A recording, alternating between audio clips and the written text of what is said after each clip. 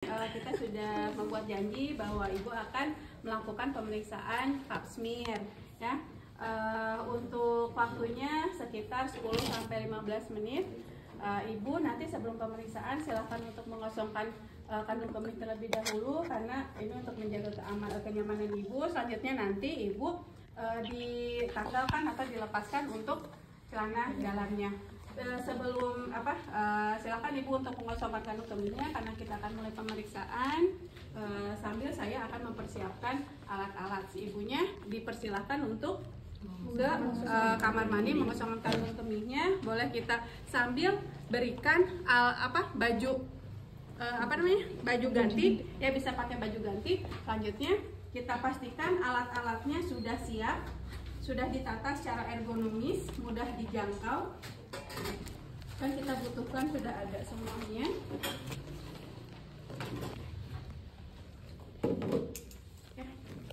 Selanjutnya ibunya sudah, silakan Ibu untuk diposisikan. Selanjutnya Ibu nanti Ibu posisinya kakinya dua-duanya diangkat ya, namanya posisi litotomi ya Ibu. Nanti dua-duanya diangkat. Biasanya ada juga pemeriksaannya itu dia di bed ginekologi ya, jadi yang ada sanggahannya gitu. Kita juga boleh menyiapkan kursi di sini. Jadi kita sambil duduk. Jangan lupa kita harus mempersiapkan lampu sorot. Kalau nggak ada lampu, jangan masalah lampu senter. Siapa yang mau nyanyirin? Lampu sorot ya. Kita pakai lampu sorot ataupun headlamp. Ya, kalau tidak ada lampu sorot, kita ini kan headlamp. Ini kita posisinya biasanya seperti ini. Jadi kita berhadapan dengan kurva. Selanjutnya kita cuci tangan. Ada handuk pribadinya ya. Iya. Kalau setelah cuci tangan kan pasti kita ini ngeringin kan? Handuknya mana? Enggak Ibu, enggak tadi. Waktu kemarin pas ngebon enggak dipakai anduk. Kenapa? Soalnya dari alat di sini enggak ada. Ya tapi kalau kita udah cuci tangan itu otomatis pakai handuk ya. Hand sanitizer lebih bagus kan kita kalau ini pakai ini ya, pakai air mengalir kalau ada ya. Oke, selanjutnya siapkan. Terus biasain kalau kita buka itu jadinya menghadap ke atas ya. Iya, belum siap pakai.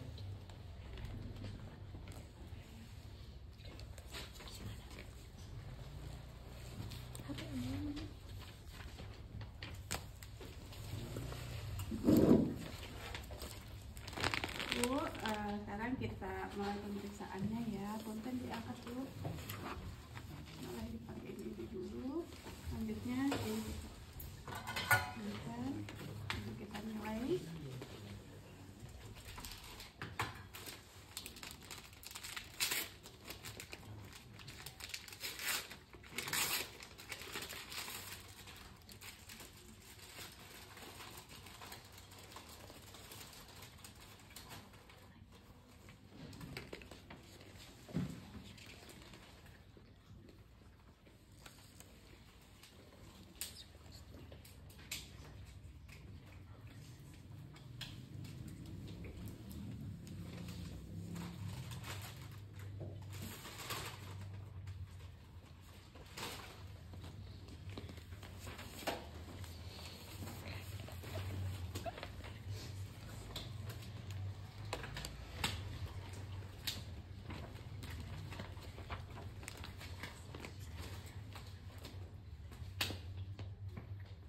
Jangan lupa pada saat kita memasang handscoon, daerah mana yang tidak boleh kita pegang dan harus seperti apa gitu.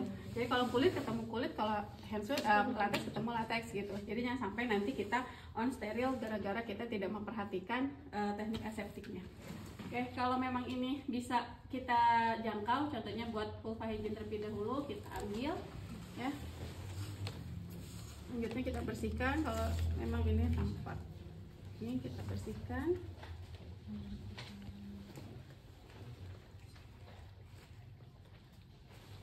Selanjutnya kita ambil spekulum. dari awal sebelum kita pakai handscoon itu kita telah menyiapkan gelas objeknya dengan ada labelnya ya. Bu, saya mau memasukkan dulu alat ini ya. Ibu dilemesin aja ya Bu, insya Allah nggak apa-apa Bu ya, nggak sakit. Kita miringkan, kita sambil buka pulva, kita miringkan. Selanjutnya kita putar ya.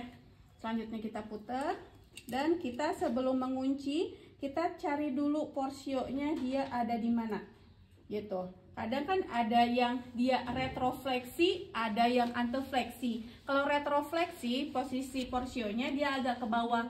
Jadi kita pada saat mencari tidak selalu pas kita buka spekulum itu langsung porsio kita lihat, gitu kan ya. Tapi dia kadang ada yang agak ke bawah gitu ya. Kalau ini kan normal, ada yang namanya antefleksi, ada yang namanya retrofleksi ya untuk posisi dari porsio. Selanjutnya kita kalau sudah tahu ini di mana porsionya letaknya, baru kita putar blade-nya. Kita putar. Kita nilai dulu sebelum kita melakukan, kita nilai dulu untuk porsionya bagaimana. Apakah ada pengeluaran atau tidak, ada lesi atau tidak, ada discharge atau tidak.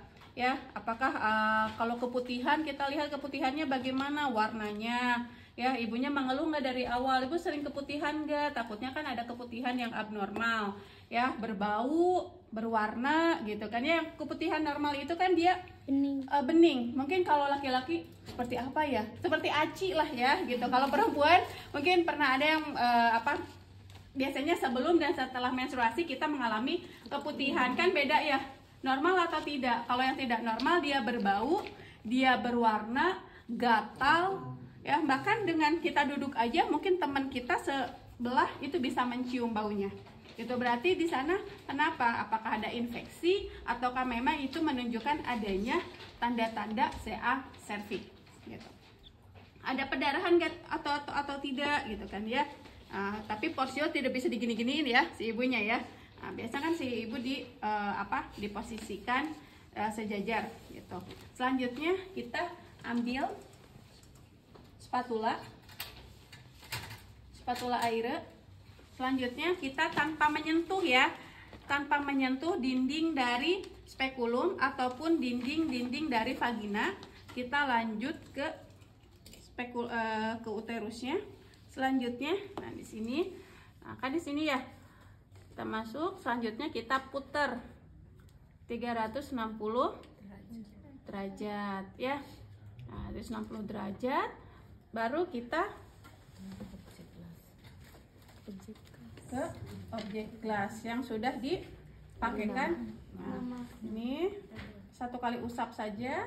Selanjutnya kita simpan, atau kita mau pakai tadi sitobras ya. Kalau sitobras kita masukin untuk mengambil sel-sel yang ada di endocervix ya. Sama 360 derajat. Selanjutnya kita usapkan. Kalau kita mengambil sel dari endocervix atau exocervix pada saat menyimpan jangan ditindih gitu, tapi sebelah boleh gitu ya, sebelah. Selanjutnya kita fiksasi dengan menggunakan aerosol atau alkohol berapa? 95% ya.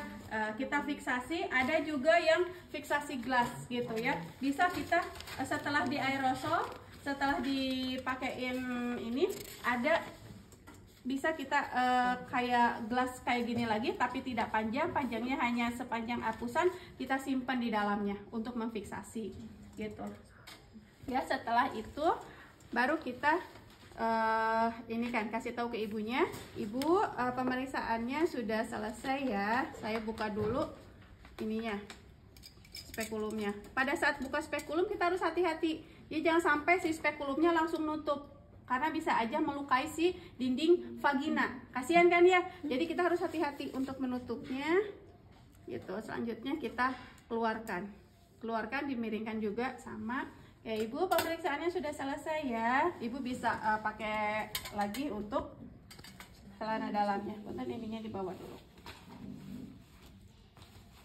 Nah, kalau untuk IVA test tadi ya, kalau untuk IVA test, Ibu alatnya mau diminta dulu apa? nggak usah sih kalau IVA test, karena IVA test kita menggunakan Lady Wotten. Ini Lady Wotten ya.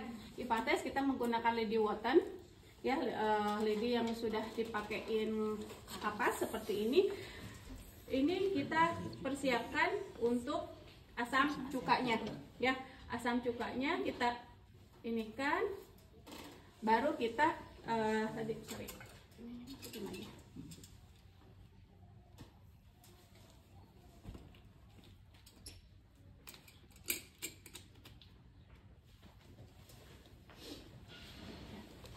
terus kita ini kan puter ya, kita oleskan di porsio. Selanjutnya kita tunggu reaksinya ya, 1-2 menit kita tunggu, nanti akan bereaksi dan langsung kita nilai ya secara klinis apakah ada lesi prakanker atau tidak, berubah warna atau tidak ya. Teman-teman kan sudah dikasih ininya ya,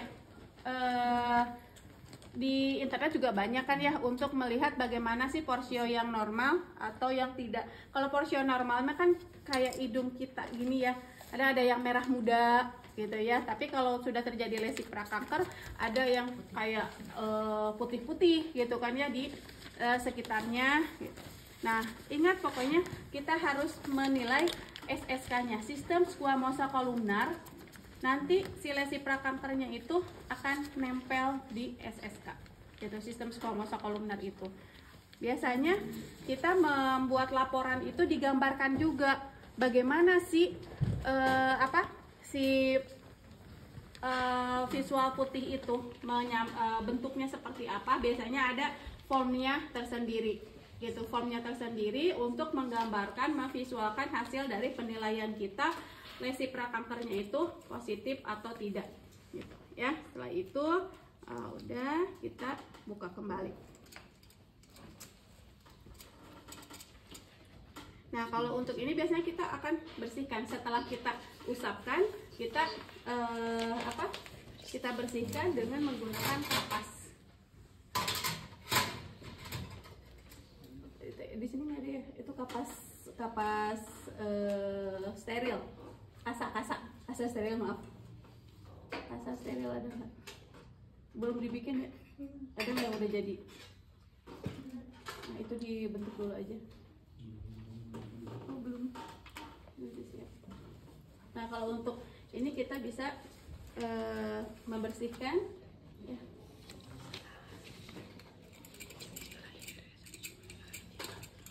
Boleh kita sambil diskusi ya, kita ambil kasanya terus kita bersihkan. Ibu itu mana? Nah, kita bersihkan, simpan 1-2 kali, kita ambil lagi, kita bersihkan. Setelah itu alat-alat yang sudah kita tidak gunakan lagi kita simpan ke bengkok ya. Kalau ada alat yang masih kita gunakan, kita ini sambil ditahan ya. Kalau untuk melepaskan yang ini sambil ditahan, jadi kita bisa mengontrol untuk menutup si cocer bebeknya ya. Udah, kalau sudah kita beritahu ke ibu pemeriksaannya sudah selesai. Selanjutnya kita bereskan alat, depan kita buka handscoon. Selanjutnya kita cuci tangan kembali. Setelah cuci tangan kembali, buka.